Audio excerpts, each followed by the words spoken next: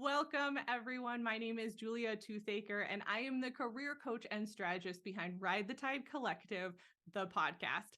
This podcast is a career-focused podcast where I help ambitious professionals strategize and take action to control their career in a way that aligns with their personality and their values. And this season, I am embracing the collective part of my brand name.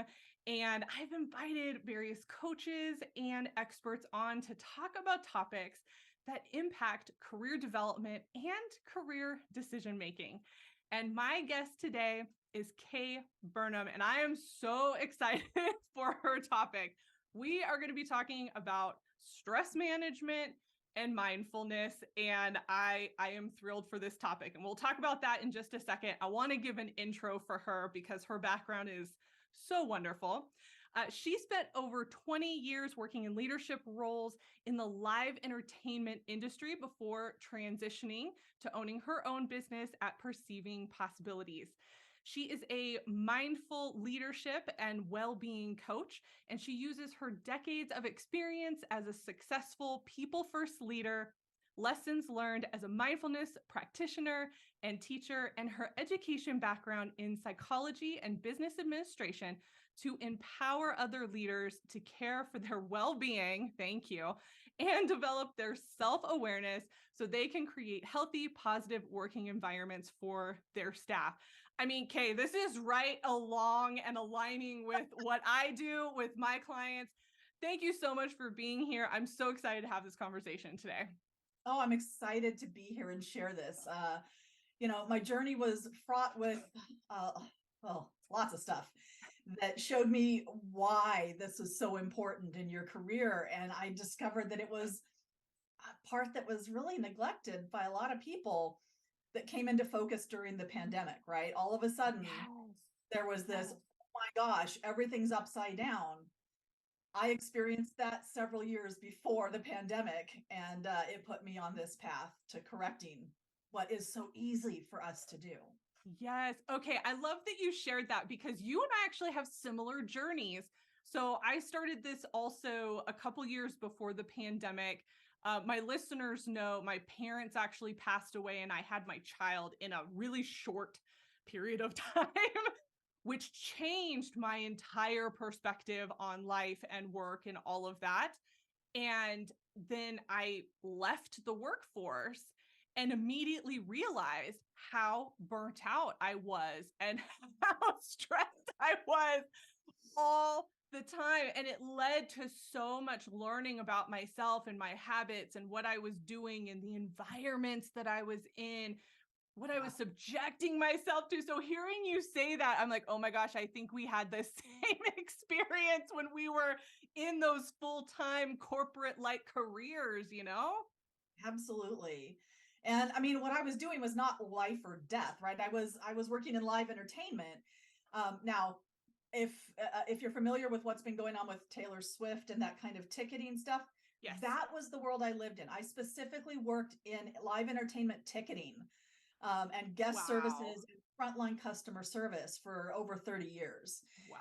And it was stressful because when you spend, tickets aren't life or death, like I said, but when you spend that kind of money, for most of us, it's an experience we're looking for. It's something we've come up against. It's a joyous thing. We want to introduce our kids, or we're celebrating something. And when it goes wrong or isn't what you expect, you would think tickets were life and death. Yeah, I can imagine. I can imagine for some people it feels that way. Yeah. And okay, so let's jump into stress and burnout and all of this in relation to career. So you and I have both shared a little bit of our experiences, and I know as a career coach, I get a lot of clients that come in and they are stressed. Like I do that, kind of 30-minute call with them to see if we're a good fit. And I can see it on their face. You can see it on their face. You can see it in their eyes that they just don't know what to do. And I can feel the stress and the frustration and all of this like energy coming off of them because they finally hit a wall right? And they're like, I need help. I need to do something. And half the time they don't even know what that is, or they think it's one thing and it's really another thing. And the amount of conversations that I have around stress management and my limited knowledge around mindfulness. So I'm so happy that we're talking about this today, because admittedly, mindfulness is not an area that I feel very well versed in or even confident in my own life and my own journey. But man, watching people really stress out, like you're saying, about things where it's like, is this the thing that we're going to stress about, and kind of taking them back down and helping them realize like, okay, no, it's okay. This isn't a life or death situation. It's going to be okay. So I would love to know from you, kind of kicking off this, like, help us, do some self-actualization around this, right? What do you think is the biggest challenge for people regarding stress management? Oh, I think the biggest challenge is that most of what we're fed in the media about self-care and managing our stress is actually aftercare. So when we wait until the Interesting. point where we're feeling stress, then we're not engaged in self-care, we're engaged in aftercare. Right? We're taking care, we're Mm. managing the effects and the symptoms of stress instead of building the skills to keep us from getting to that point in the first place. Right. Okay. Uh that's what I do. I mean, I feel I feel like you're calling me out a little bit here. I think I'm definitely doing the aftercare. Like, I can feel the stress and I'm trying to treat the symptom. I'm trying to treat what I'm feeling versus preempting that. So what does Right. that look like then? So how do we preempt some of that? So the thing about stress is that it's inevitable. Life, you're never going to find a life with no stress. It doesn't matter how successful in your career, how much money you have, like it doesn't matter. Life is stress. Right. The suffering that comes along with it can be optional because it's really about how you learn to engage with the factors that are causing you stress that produces that level of suffering, those symptoms to come up. Mm. And it's because when we're engaged in our career, especially if you get into, management levels and you're really going for it, so much of the work we do is up here. It's strategizing, it's analyzing, it's implementing, it's, coming up with plans and managing things. And we can get disconnected from Mhm. the signals our body is sending us. Right. And it's those subtler symptoms and the signals that are coming up for you that actually, when Mm. you can get connected to them at the beginning of it, you can make better choices about where you focus, what your activities are, and how you take care of yourself in the moment. That is actually self-care. Cool. Okay. Okay. So let me provide an example, because as you described that, I'm like, okay, I think I know now. Okay, so back when I was working full time, I generated a lot of stress for myself, honestly, because I have really high anxiety. And so my anxiety would feed the stress, and it was horrible. And I understand that now. I did not understand that then. I'm also a perfectionist, high achiever, list off all of those things. And I remember, like, my gut health, so like my stomach and how I was feeling, would hurt all the time, all the time. And I thought that it was food related. I was like, there has to be something in the food that I'm eating. It's okay, but it's not great. But this was all the time, every meal, every day, I was having issues. And I just thought that's what happened. I was like, I'm just having reactions to food, all that. So fast forward to now, I would say probably last year or so. One, we changed a lot of our eating habits. And so I did learn some things about the food that I was eating. Um, but also, I figured out that all of that went away when I wasn't in that particular environment anymore. Mhm. And now if I start to feel that, I actually stop and go, something's happening right now. I don't know what it is, but I know it's not the food that I'm eating because I now know how food impacts me. So I know if it's going to impact me or not. I actually drink enough water now. Surprisingly enough, we trained ourselves to do that. But yeah, so now when I start to feel that, I'm like, okay, I now need to take a step back. And I'm in a very privileged scenario in that I own my own business, so I control my schedule a little bit more and I can take that step back. Whereas when you work full time, that's not always an option. Although a lot of people don't take enough days off. So, It's more of an option than most people actually let themselves believe. yes, yes. Yeah. So is me like understanding that and feeling that and then going, hold on, I need to take a break. Is that self-care? Am I doing it? Yes. Yes. That is honestly, Wow. that's why I started like clapping, because I am so excited to hear that you went on that journey. That's exactly what I help my clients do, is figure out what their body is telling them. It is a key component. It's my panic attacks were my body and my mind trying to get me to make the changes I knew intuitively I needed to make, Mhm. but I wasn't doing. Our bodies have they keep score for us. This is The Body Keeps Score is a great book that I absolutely recommend to anyone. It's a little bit heavy and can be dry, um, but it really talks about how it's not just our minds where we store memories and understand things. We understand it intuitively through our body. So for you, your gut health, yeah, you weren't listening to your gut about what you needed to do, so it was trying to get your attention. Right.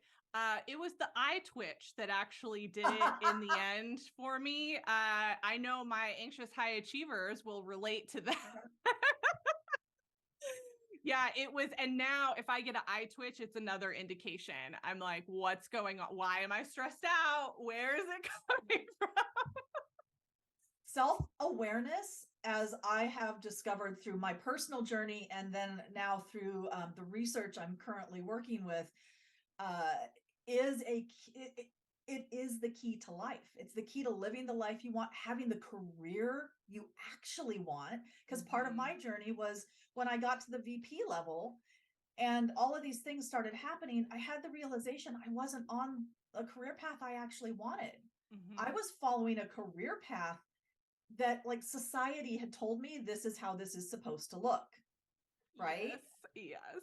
And it was when I dug into my own self-awareness and what I needed that I realized, oh, here's the parts I really love. Mhm. Here is what my purpose is and where I need to find a career with that. Yes, yes. Okay, so I'm going to make a shameless plug for myself right now because what you went through that, what am I doing? What is happening? That is my sweet spot. That's where I love working with clients because they're in a place where they're ready to talk about it because they've Mhm. hit the wall. And so when we talk about it, so I'm going to be referring a lot of people to you. We're going to put that out there on the podcast because I feel like mindfulness, like really intentional mindfulness and self-care, is probably where that line is for me, in terms of I can give you some basics, based on our conversation, but to really engage yourself with that practice, if it's something that you need, oh my gosh, what you're doing with your clients, I think that is so needed more than people even realize right now. It is. And I'll tell you that what I discovered in this was now I've learned to toot my own horn because I wasn't good at it before. I was a really good leader. I had what in academic terms is called a positive deviation in the company I was in. I was leading the way for my company, showing them what leadership looked like. And what I realized when I went through this process of self discovery and self awareness is that, and especially the application of mindfulness to my life, once I started to see that benefit for myself and what was going on with me, I started to naturally apply those same practices and principles to how I was leading.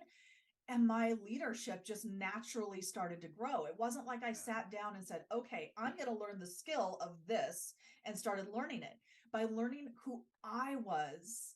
And I mean, it's simple, but it's uncomfortable and Mm-hmm. not necessarily easy work to do, Right. right? Right. But it broke open everything. My relationships improved, my leadership elevated, like everything changed when I started to learn who I was and apply mindfulness to everything I was doing. Yes. I love to hear that because, we talk a lot about coaches and their credentials and, what are you qualified to do? And I always encourage people to do their research, and make sure that people have some type of education in the thing that they are coaching on, which I think is great. But there is also an element of having gone through it yourself and understanding, like, honestly, the journey that I went on after my parents passed and I had my son made me such a better coach because I had a different connection point. And then, similar to you, going through that kind of who am I? What am I doing? Oh my gosh, I look back and go, I can't believe you lived that way. And my husband and I now we kind of joke around with it, but every now and then we'll reflect on who we were about 8 years ago or so, because we'll see pictures of ourselves and both of us are like, how were we alive? Like, how were we Uh-huh. living alive? And the truth was, we weren't. We were really just barely surviving and we didn't even know. And I feel like if we had some of these practices that you're talking about, I think that would have changed how we interacted and how we just developed ourselves as people back then. It's that classic story of the frog in the pot of boiling water, right? That the frog is in the water and the slowly the heat is turning up and the frog is going and going and soon that water's boiling, but you don't notice because you're Mm-hmm. in it. Right. And the thing about mindfulness, the key component of it, that actually the two key components that I focus on is that being able to be present with whatever is going on for you in your life, whether it's mentally or in the environment you're in, and be in it objectively. Mm, To yes. become that objective observer of your thoughts and your life and everything around you, not to ignore or shove your emotions down, Right. but to really engage with them in that different way. It opens up so many possibilities for what you Mm-hmm. can do and be and how you show up for yourself and for others. Yes. And sometimes this is where coaching is really helpful, right? This is where having somebody like you who's going to ask certain questions around this topic, who's going to get into your habits, who's going to force you essentially to talk about your day and to talk about your relationships. That is what allows you to really open up and have an objective look and go, oh, I didn't even realize that that's what I was doing. And then the self-awareness leads to, okay, now what do we do about it? I love that approach. Yeah, and I find, the longer that you're on a self-awareness journey, because it's never ending, right? We're always experiencing new things coming up with new triggers or new memories or whatever that's coming up, is Yes. that it goes from being this uncomfortable, very kind of experience to being like, ooh, I found this new thing. What am I going to do with that? How am I going to engage with that now? Yes. I feel like you're describing my life over the last couple of years. But the difference is I went through this journey on my own primarily, along with my husband. We kind of went through it together. And I'm going to tell you, I don't recommend that. No. Do not recommend. It's very hard and there's no confirmation, right? So you all heard just in this conversation, I'm sitting here getting validated because I'm like, oh, I'm doing it right. This is so great. I had no idea. So this is such a wonderful topic. And I know that we could probably go on for a very long time. But what I want to do is make sure that our audience walks away with some really tangible actions.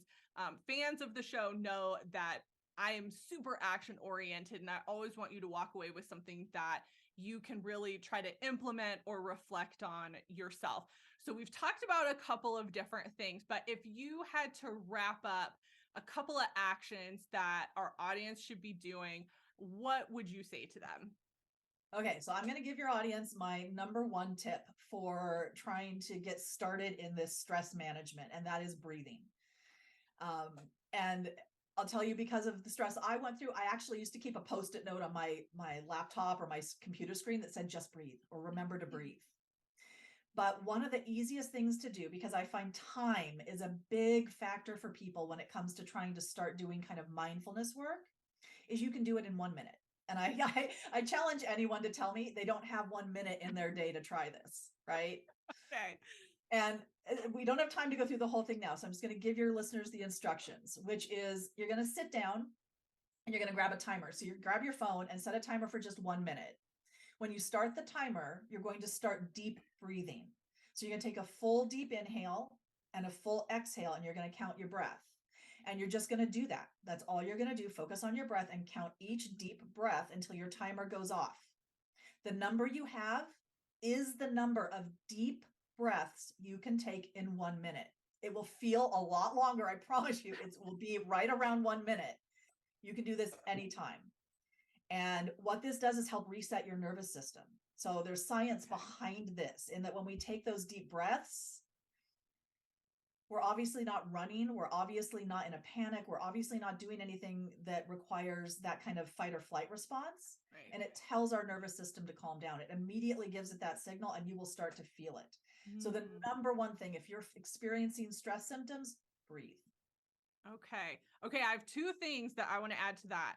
One, if you are an Apple Watch user, there is actually a mindfulness thing on here that will prompt you to breathe for a minute, and you can set it to actually like ding at you to spend a minute to do it. So if you have an Apple Watch, I'm sure other smartwatches do that as well. So that might be really great for people who need to be reminded and need that like automation in their life. Yep. Set Right? a timer, do it 2 or 3 times a day. That consistent action, you'll start to see a huge difference. You will. Oh, that's so great. And then I have to add, so I was not taught any like coping mechanisms like this when I was growing up and all of that. You know, people don't know what they don't know. That's fine. But we have been using techniques like this with my son, who is 5. And I think we started when he was about 3 or so. So anytime he would have really big emotions, especially the ones that I'm like, you are just like really up here and you don't need to be for what this problem is, we would do breathing with him. And I am going to tell you, it works. And he gets it now to the point where if my husband or I get upset about something, he will come to us and he'll be like, Mommy, I think you need to breathe for a minute. It's awesome. So it works. Uh-huh. Let me tell you. So if you have children and you're not doing it with your children, highly recommend, because I've watched him go from really high emotion to calming himself down. And it's absolutely amazing to watch. And now he'll have that in his tool belt. So I highly recommend the breathing. Yes. My youngest is on the autism spectrum and has had many problems with emotional dysregulation. And I taught her to breathe. And in fact, she got to the point when she was in high school that she could articulate to her teachers, I just need to go breathe. And they would let her take a break from the classroom and go breathe, and she'd come back and be fine. So absolutely. Amazing. That's absolutely amazing. It works. Okay, so we have breathing. Anything else? Any other actions that the audience can take with them today? Start to notice your thinking. Just start to notice how you're thinking about what you're doing. That's it. When you can start to notice your thinking, you'll start to notice when your mind is getting pulled away from the present. Mm-hmm. And you can, when you notice it, just say, oh, that's planning. I don't need to do that right now. Right. And come back to what you're doing gently and kindly. Don't beat yourself up for your mind wandering. It's meant to do that. Right. Just be kind to yourself and bring it back to what you're doing. Right. Wow. Okay. I love that. I don't know that I've done that type of practice. So I think that'll be a good one to implement. Thank you. Anything else? Anything else you want to share? I always like threes. So I'm like, we've got two. What's one more like really good action you can leave for us? Um, I think the action is more about an understanding. Okay. And that is the understanding that if you have attempted to meditate in the past, if you've tried it and you feel like it's not working for you simply because your mind will not calm down and go blank, That's me. know that that's not the point, and you will never get your mind to go blank and stay blank. They're not designed to do that. You're not doing anything wrong. So then what are you supposed to do? You're supposed to notice when your mind is pulled away from just the present moment to whatever your anchor of attention is that you've chosen, and kindly and gently bring it back. You might spend, well, when you get to the point that you can sit for 20 minutes, I don't recommend anyone who's starting out to meditate to try for 20 minutes. But literally, I can spend 20 minutes with my mind just constantly jumping around and bringing it back because that's the day I'm having, and that's what I do. And other days, it calms down quietly, and I start to feel more of a flow or just this nice, calm energy around me and this presence. And it's easy, just depends on the day. So just know that if you've tried it, you're not doing anything wrong. You're doing it right. That is the practice. Okay, Kay, I have to tell you, I have been a part of a lot of meditations, guided meditation through different groups and things that I've been a part of. And it's like my least favorite thing to do because my mind wanders so much and I cannot stay on whatever we're supposed to be thinking about. And it always makes me feel like I'm doing it wrong. Like everything just out of like, wow, I wish somebody had explained it the way that you just did. Oh, Like I'm legitimately cool. having an epiphany right here on the podcast because you can find in other like videos that I've done where I'm literally like I do not meditate. Like do not meditate is not my jam. I don't do it. I don't recommend it for people because I've had such a bad experience with it. And it's not even that it's a bad experience, it just has never been helpful for me. It makes me more anxious than it calms me down. And I'm like, that's not the point. So hearing you explain it that way, where the whole point is for me to just pull my thoughts back, which irony, that's exactly what I was doing the entire time. Yay. So I actually was doing it right, but nobody really gave me enough information to help me understand that. And I feel like that this is part of why I'm doing this season, right? Is I want to bring people on to really dig into these things and figure out like, are there myths out there? Are there things that, Oh, yeah.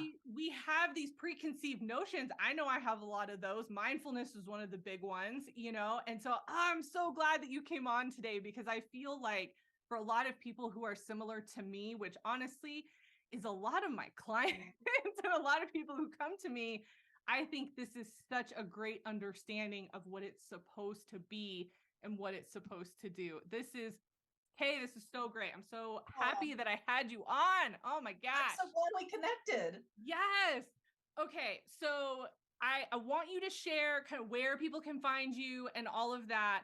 Absolutely. And I want you to talk about your freebie, but I want to talk about your freebie also. Okay. Absolutely. Okay.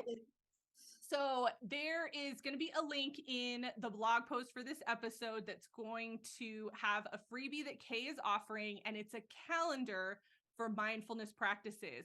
And it's 28 days. And I downloaded it. I looked at it myself because I was like, what did she put in there? Because if it's like 30 steps to something, I'm not going to do it. It was not like that. Like legitimate. I think one of the days was like, listen to a song that you like. And I remember reading that and I was like, that's it. Like that's a mindfulness practice. I didn't realize that. And so once you read some of the things on this calendar, I think you're going to be really shocked about how many things you probably are already doing that are in this kind of self-care mindfulness practice. You just never classified it that way. That's how I felt when I read the calendar. So highly recommend that you download this. But Kay, I want to flip it over to you.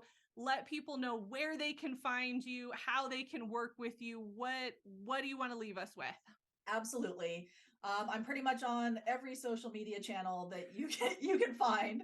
I'm on Facebook and Instagram under Perceiving Possibilities, my company name. I'm on TikTok under @Grateful365. I'm on LinkedIn. You can find me on all of those. My freebie is available on my website. Also available on my website is a 30-minute free session with me. So you can click on, find a time on my calendar and get on my calendar and talk with me about what your challenges are, what your current reality is looking like, and we can get you some steps forward to make it more match what you want it to be. Yes, that is amazing.